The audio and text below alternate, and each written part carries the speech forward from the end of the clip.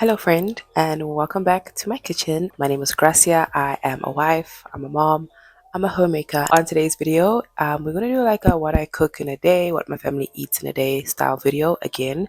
The last time I did this, I noticed that a lot of people enjoyed this video as much as like when I was filming it and recording it, I felt like people wouldn't like it. It's always the videos that you think are going to do bad that do good, and the videos that you think are going to do good they do bad. I don't know, it's weird. I really enjoy being in my kitchen and cooking and preparing and experimenting with different recipes and finding ways to feed my family better. I've really been on like a health type of bent lately where I'm learning a lot about nutrition, I'm learning a lot about how to eat, and I think that as a homemaker it is part of my responsibility to be wise in how I feed my family in the meals I decide to give them, and also myself, of course. I'm part of that as well, right? I'm going to keep coming out with these videos and I'll be showing you guys what I'm learning, how I'm adapting, what I'm learning to make homemade as well. In this video we're going to do homemade tortillas, or homemade like a flatbread type of recipe, which I've been making repetitively over the past few weeks, and it's been so versatile. But anyway, instead of talking, let me show you guys. So we're kicking off with one of my favorite pancake recipes. As you can see, I'm about to ground up some whole cinnamon.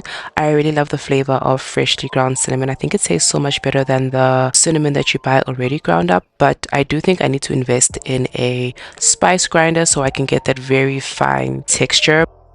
One change that I made some time ago that really helped me up the nutrition in all of my pancake recipes is switching out the regular white flour and using ground up oats or oat flour instead. This is a very simple switch, and I think the texture that you get from pancakes made from like an oat flour versus a white flour, personally they're very comparable. You still have a very fluffy flour-like texture in your finished pancake. And once I get my waffle maker, which is something that I keep telling myself I need to buy a waffle maker, I'm actually going to try making waffles using oat flour as well, and I think it will actually work out. So that's something that's on my to-do list. Oats do have a lot more fiber than your typical white flour. They have a lot more nutrition, so not that white flour is the devil or anything, but simply an easy way to up your nutrition and your fiber intake. Fiber is one of those things that I think a lot of us don't get a lot of in our day-to-day diets, and it is just really important to our overall health. Fiber as well as protein. I'm still trying to figure out how to up my protein intake, but one thing at a time, folks. I'm picking one thing at a time and I'm making changes over a long period of time. Learning about anything new can feel overwhelming if you try and implement everything overnight. Finding small switches you can make here or there to improve the quality of food you are providing to your family will add up over time. Instead of trying to do everything, getting overwhelmed, and just going back to what is easier, how you're used to doing things, which may not always be the healthiest thing. So fiber has been a thing I've been working on, and also incorporating a lot more vegetables in our diet. So having carrots in this breakfast recipe is definitely a big plus, and it's also very delicious.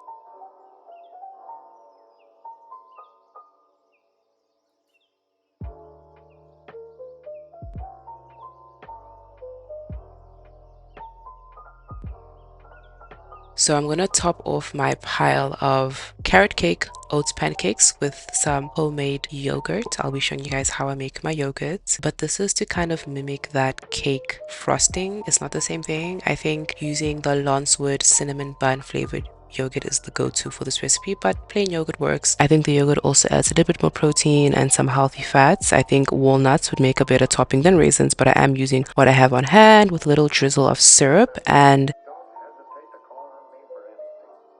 I always have extra when I make this recipe, so they store in the fridge really well or in the freezer for another breakfast this week.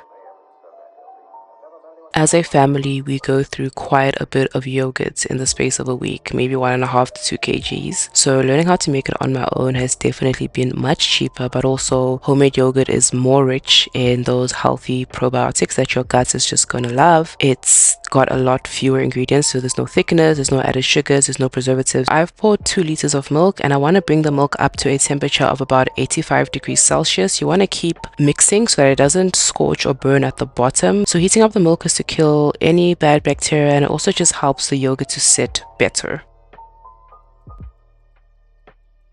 After you've reached the temperature of 85 degrees, you want to cool the milk down. So you want to take it off the stove, cool it down to around 45 degrees Celsius. And this is when you will take some yogurt that either you've bought from the store or you've made from a previous batch. So I use about a couple of tablespoons, and you mix in some of that cooled down yogurt. Stir that, mix that really well, and then pour it back into your full pot.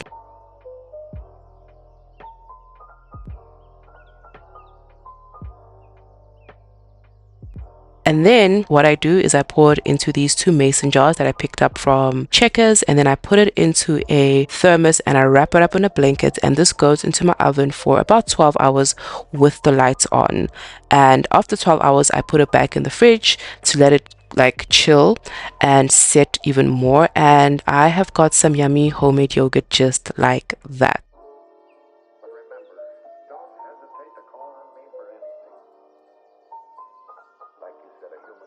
The top layer that you see here is just the frothy milk, like the bubbly part at the top that I set just like that, but under it, it's like all creamy and set and everything. And if you're not a fan of plain yogurt, you can go ahead and sweeten your yogurt using honey. You can add honey, cinnamon. I like adding some raisins. I like adding some peanut butter. Some fruits can also work as a nice sweetener. So you definitely aren't limited to just having it plain.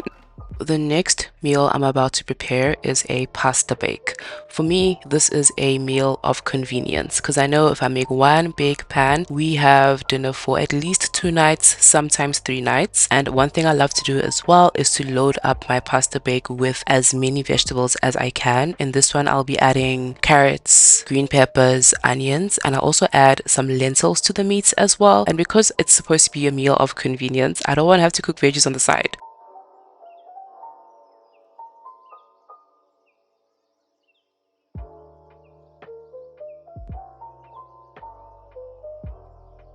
This is a convenient meal that is still really balanced in my estimation. There is a nice whole wheat carb from the pasta, I have protein from the ground beef, and of course all of the added veggies that you guys will see me add to the meat part of this bake.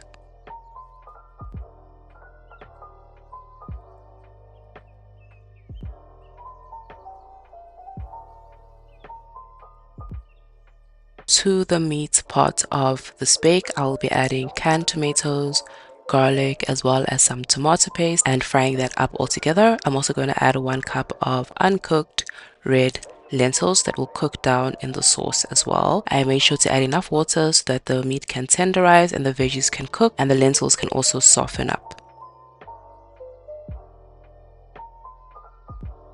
For seasonings, I've been enjoying using these spice blends by, I think it's Ina Parman. So I'm using the meat spice blend as well as the garlic and herb spice blend. Moving on to the cheese sauce or the roux part of the bake, we're starting off with some oil. And then I went in with flour, and then I'm also adding some milk. I also added 200 to 250 grams of Gouda cheese. Gouda cheese? I don't know how to pronounce that, but it's some good cheese.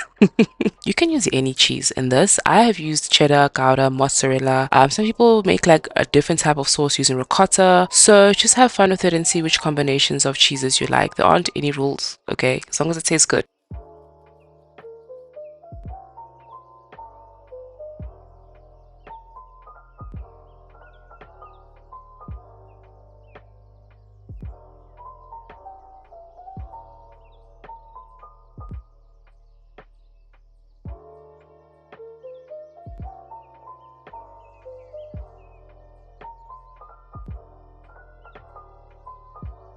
It's really important that you cook down your sauce so that there is not much liquid left. If there's a lot of liquid and you add that to your bake dish, then it's not going to set super well when it's baking. So I like to cook down my sauce until there is barely any sauce left, barely any liquid left, I mean, so that it doesn't make my pasta bake come out watery and not like set, if you get what I mean. When I make a pasta bake, I follow this version and I use a lasagna style of layering because it's just, I don't know, I just like how it turns out. But I always have some type of red meat sauce, I have some type of pasta. I don't even think I've ever used like lasagna sheets. I just be using whatever pasta I have, and then I have a cheese sauce and I always top it off with some more grated cheese on the top just so I can get all brown and crispy.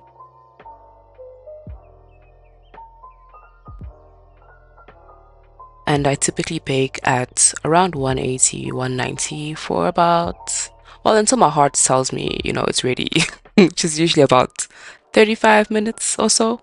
Yeah.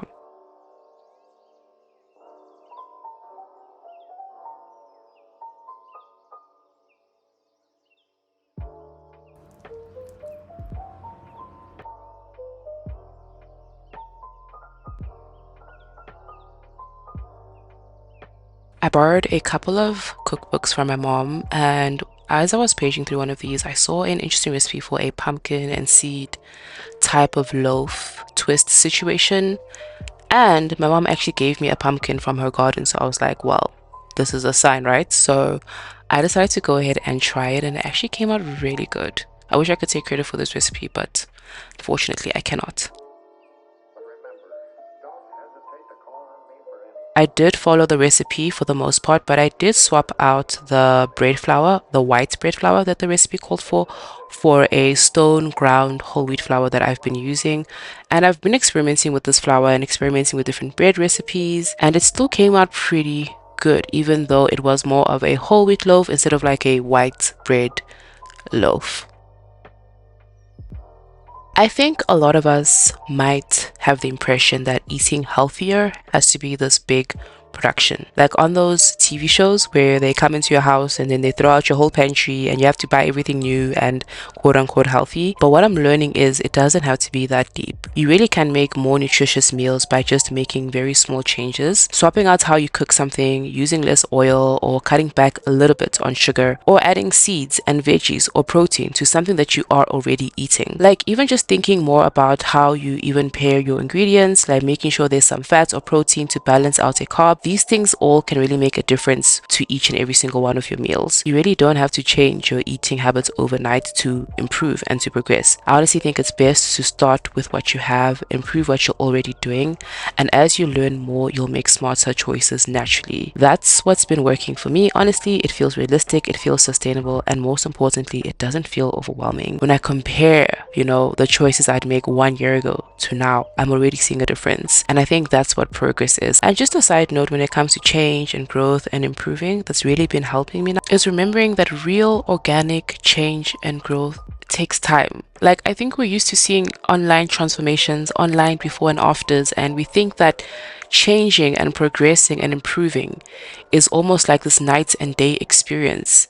When in actuality, when we look all around us in nature, just in life in general, real long lasting change and improvements take time. They happen over time. Organic growth, organic change happens over a long period of time. You don't plant something today and come tomorrow and see things that have sprouted. Nature doesn't work like that. So naturally, even when it comes to ourselves, I think we should expect organic growth, no matter how much the internet tries to convince us that change should happen overnight and it should be instantaneous and it should be this night and day experience. There's nothing wrong if the progress and the improving and the change that you're making looks slow and is slow, because actually more than anything it probably will last a lot longer, because that real change is usually built layer by layer, brick by brick, and it makes it more long lasting. In real life, lasting change does not happen in an instant. It is steady, and it is all about those small decisions that we make over and over again. That is completely normal. Change taking time is completely normal. Growth taking time is completely normal. Improving taking time, say it with me, is completely normal. Okay, I'm done preaching. It always is so helpful having my little cute helper with me, even though accidents are definitely prone to happen. I think it's such a fun bonding experience, and it's much easier to get things done with your toddler if you just include them in it.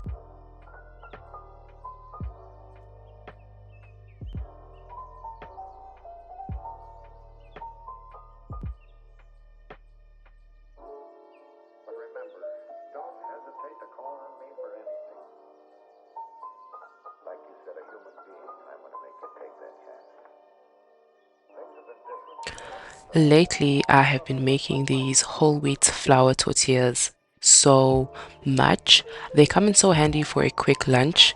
I usually use them to make us some air fryer pizzas. I'm going to show you guys, but I just came up with this randomly one day and it has been a favorite in our home. But aside from pizzas, having these tortillas on hand are great for if you want to throw together a quick wrap. If you want to make like tacos, you can make them smaller and kind of have them like a little taco thing to hold. I'm not sure what it's called, but I can imagine it in my brain. But yeah, these are very handy to have on hand. The fact that they're made from whole wheat can make it a bit difficult to kind of get them to be super foldy and flexible. My biggest tips when it comes to making soft and flexible whole wheat tortillas, just in my experience, is definitely add oil and baking powder to your dough. I think that helps me get a nice softer and more flexible finished result. And then also making sure that the pan you're using is so hot, like it needs to be on there for like 60 seconds. Like the pan needs to be scorching hot, and then immediately when you're done, they go right into a kitchen towel, a clean kitchen towel, to trap all of that steam in, because that moisture in that steam is what is going to keep it soft for longer. Another tip is also don't put too much flour in your dough. If you can keep your dough on the stickier side than on the dry side, it's slightly sticky, but it's not like impossible to work with. I think you kind of have to play around with those factors to get a really nice flexible, soft and pliable wrap. It's definitely easier to achieve with like a cake wheat flour or a bread flour as opposed to a whole wheat flour. You'll definitely have an easier time trying to get a soft wrap from, you know, just using typical flours like your bread, your white bread flour or your cake wheat flour. But if you're using whole wheat flour, you definitely have to work a bit harder to get that soft result. Because I'm making a pizza, I don't need it to be super pliable, so I'm not too worried. But when I know that I want to use this for a wrap or something like that, I definitely try my best to get them to be as soft as possible. Now I'm throwing together a very simple pizza base sauce. This is definitely not a traditional style pizza base sauce. It's just something quick and tasty that I throw together for this specific recipe. I added sugar, I added garlic, I added a can of diced tomatoes, salt, pepper, typical seasonings or whatever seasonings you like. You can obviously add a bit of olive oil to this if you want, but this simple sauce works fantastic for me and I'm very happy with it. I do about 70 grams of the sauce onto my tortilla, and then I go in with about 20 to 30-ish grams of cheese, and I find that that's typically a good amount of sauce and cheese to get a good tasting pizza.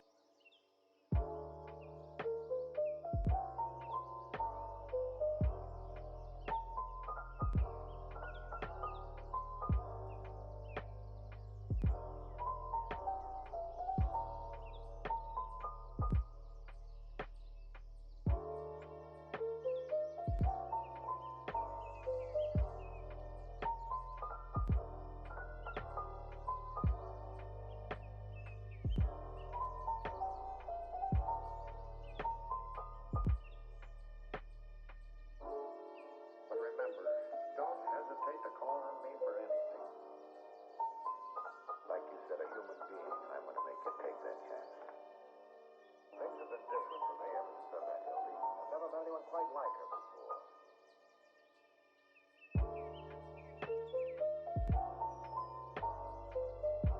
And this is how I store any extras that I have left over. I either store this in the fridge or sometimes in the freezer, depending, and I pull them out as needed. This is the next day and this is how I reheat them. I just store them in a Tupperware and then I move them onto a baking tray and pop them in the oven for about 15 or so minutes at 180. I like to mash up the pasta bake just so it's easier for my toddler to scoop up onto a spoon, but otherwise we all enjoyed this dinner together. If you enjoyed this video, please do consider liking, commenting, or subscribing. And thank you so very much for watching and for giving me your time. I will see you guys next week. Bye.